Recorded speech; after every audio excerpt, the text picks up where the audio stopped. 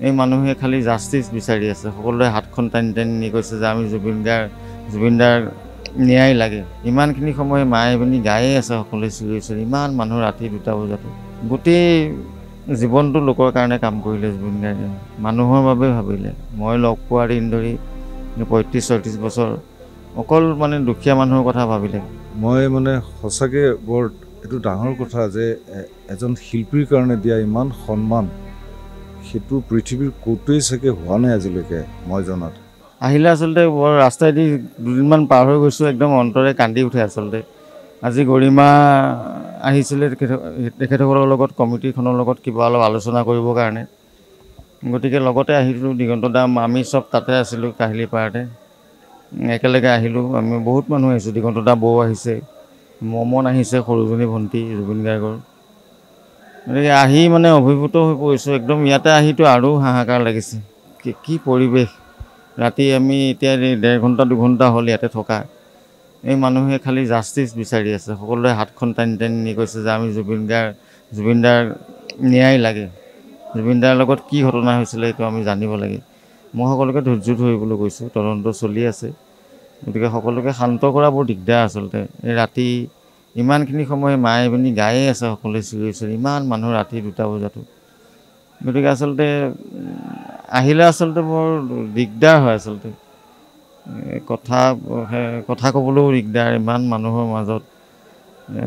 জুবিন গাৰ্গৰ মৰমত মই তাকে ভাবিছোঁ কি বিচাৰি আহিছে মানুহখিনি। আচলতে জুবিন গাৰ্গৰ মৰমত আচলতে মৰম শিৰাই শিৰাই শিপাই আছে মানুহৰ, অসমৰ মানুহ। গোটেই জীৱনটো লোকৰ কাৰণে কাম কৰিলে জুবিন গাৰ্গে। মানুহৰ বাবে ভাবিলে। মই লগ পোৱাৰ দিন ধৰি 35-36 বছৰ অকল দুখীয়া মানুহৰ কথা ভাবিলে। কোনোবা দিগদাৰ আছে নেকি, কষ্টত আছে নেকি। দিগন্ত দাকো বহুত কথা কয় মোক আচলতে ইমান কথা নকৈছিলে, মোক কম কথা কৈছিলে। দিগন্ত দাৰ লগত বেছি ঘনিষ্ঠ আছিলে। দিগন্ত দাক মনৰ কথাবিলাক বেছি কয়। গতিকে কি ক'ম আৰু কৈ ঠিক কৰিব নাই। দিগন্ত দাই অলপ কওকচোন। এই স্মৃতি ক্ষেত্ৰ হ'ব লাগে, সমাধি ক্ষেত্ৰ বুলি ক'লে দুখ লাগে মনটো বৰ। মই ভাবোঁ স্মৃতি ক্ষেত্ৰ হওক এইটো। আৰু আমাৰতো হৈছেই যি হৈছে, আৰু আচলতে পৃথিৱীখন কিবা আধা আধা নিচিনা লাগিছে। কিন্তু এই মৰমটো মানুহখিনি যিমানখিনি মৰম ৰাজাই কৈছে তাকে আমি ইমান দেৰি আছোঁ, কোনো কষ্ট কৰা নাই। আমি প্ৰশাসনৰ বহুতখিনি ইয়াতে মহিলাসকল আছে 9th বেটেলিয়ানৰ। সেইটোও বৰ ইণ্টাৰেষ্টিং কথা, মই আজি গম পালোঁ। 9th PPN-ৰ 9 সংখ্যাটো তেওঁৰ লগত লাগিয়ে আছিলে সদায়। আৰু তেওঁক একেবাৰে গুৱাহাটী পোৱাৰ পিছত তেওঁক তাৰ পৰা অনাৰ পৰা ইয়াৰ শেষ কৃত্য সমাধা হোৱালৈকে আজিলৈকে সেই 9th PPN-ৰ গোটেইখিনি লাগিয়ে আছে ইয়াতে। তেওঁলোকৰ মহিলাসকল লাগি আছে, তেওঁলোকৰ বহুত কষ্ট কৰিছে গোটেই। এতিয়া সেইখিনি মানুহ বোলে সুধিছোঁ, তেতিয়া কৈছে যে আমি লাগি আছোঁ। প্লাছ ইয়াৰে স্থানীয় যিখিনি মানুহ, আমাৰ এই অঞ্চলটোৰ ডিমৰীয়া সোণাপুৰৰ অঞ্চলৰ যিমানখিনি মানুহ আছে, তেখেতসকল সেই দিনাৰ পৰাই আজিলৈকে লাগি আছে। মই সঁচাকৈ বৰ এইটো ডাঙৰ কথা যে এজন শিল্পীৰ কাৰণে দিয়া ইমান সন্মান সেইটো পৃথিৱীৰ ক'তোৱেই চাগে হোৱা নাই আজিলৈকে মই জনাত। আৰু সেইটোৱে আৰু কম কি আচলতে, তেওঁ নিজেই ভাবিছিলে মই জংঘলতেই থাকিম বহুত দিন। আৰু ইমান ইয়াতে সকলোৱে গীত গাই আছে।